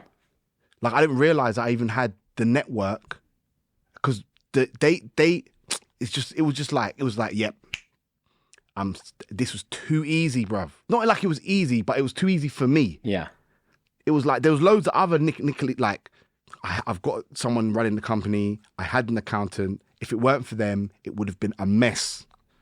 Like, I don't pay. Yeah. They tell me, right, this is how much. They do the calculations. If I get an email from Small Green Shoots, because they're the ones that I hired the interns from, I'm not reading that email. My managing director is, and my managing director will be like, I need to ask you a question. I answer it. They figure it out. Them lot figure it out. Then they tell me, So it's very important for me because I feel like there's a platform there that I have, and I need to use that platform to help others and actually help them.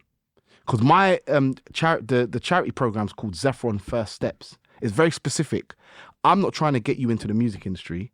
There's so many other independent businesses within the music industry that are making loads of peas, bruv. Like, they're making good money, and maybe they've got sole traders disease. And I've been speaking to them, and I'm like, bruv, hire someone. And they're like, yeah, but. And I'm like, bro, I pay them twice a week. I'm going to give you one of my interns, the one you like, yeah, that you said impressed you. You don't even have to pay for them. They can work for you for 3 months. Really? Yes, bruv. Like, and then figure out if you want to do it. And then over time, I'll help you get over your sole trader's disease. Now he's hired the intern. They work 3 days a week. There you go. So, like, going back to what you guys have done, you've empowered me properly to actually empower others properly. You've allowed me to say what I'm going to do and do it. Whereas in the music industry, there's a lot of talk in it. Like, there's no, and everyone likes to overpromise and da-da-da-da-da. Where you guys didn't overpromise. You give what you can give, which is more than what a music industry board would give. And you've given me the skills to now do that with others. And it feels banging, like to young people that like think I'm wavy and want to hear what I've got to say and actually listen to what I've got to say and then implement it, and then it works for them, and then we're always happy to see each other. Like, do you get what I'm saying? It's like, why would you not want that? Yeah.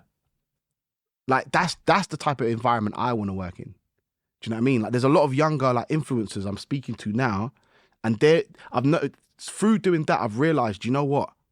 There's a generation, they look at me as Uncle Donae'O. Yeah. We're not in competition. And as soon as I say, oh, do you want to learn I think you should DJ, you know?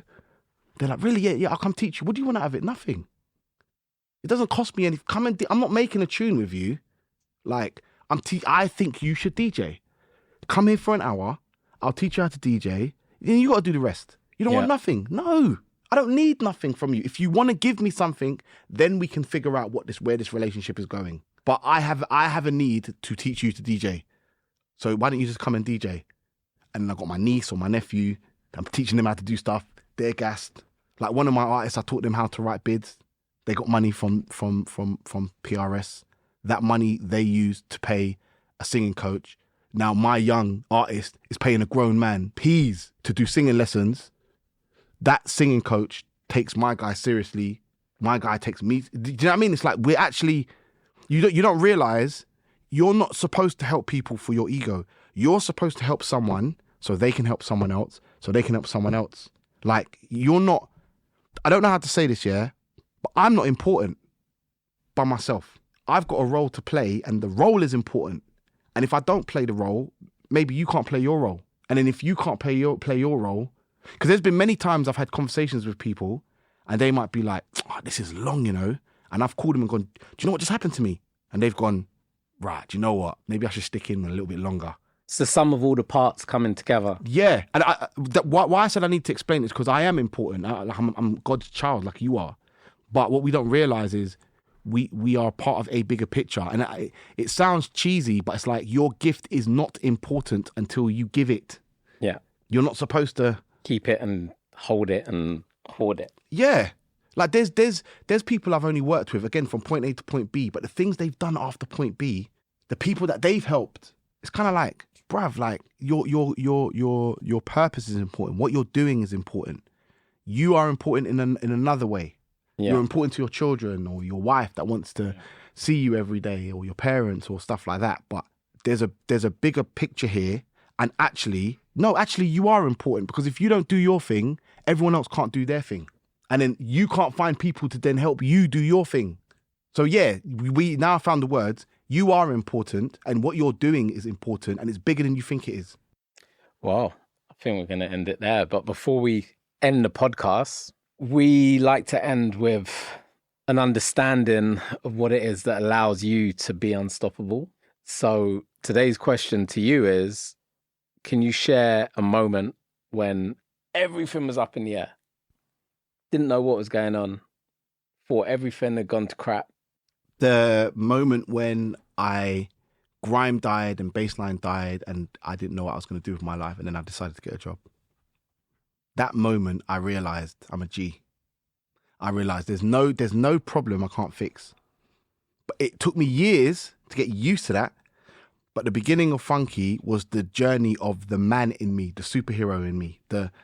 I don't look up to Darth Vader and Lex Luger. I look up to Luke Skywalker and Superman. Like, I like Superman. Superman's not like Batman. Superman wants to help everyone. He tries his best not to murk man. Like, I like Tony Stark after he was arrogant, kind of thing. Do you understand what I'm saying? That was my journey to being that person. That was my journey. Like, the power is within me, and I need to save myself in order to now realize, now I've saved myself, I can save others. Yeah. And I feel emotional about that still. So I think that's that moment is what created this. Without that, there wouldn't be any Donae'O. No, there wouldn't be a man. There'd just be a boy trying to like live a dream that was on paper unrealistic. The man made it realistic. Understood. Donae'O, yeah. Thank you so much for today. Good. No, good, bro. For coming and being a part of the Be Unstoppable podcast. It's been amazing speaking to you, learning how much faith plays a part in your journey, learning about how important it is to walk in your purpose and to understand your purpose, and just understanding your journey from a creative to a businessman to giving back to the community, to the next generation, essentially. It's been a pleasure. It's always a pleasure talking to you, B. It's been an absolute pleasure. Zagazao. To everybody that's tuned in, thank you for joining us on this journey. Make sure you tune in for the next one. Make sure you hit that subscribe button, and remember, you have the power to choose your path in life, but whatever path you choose, always choose to be unstoppable.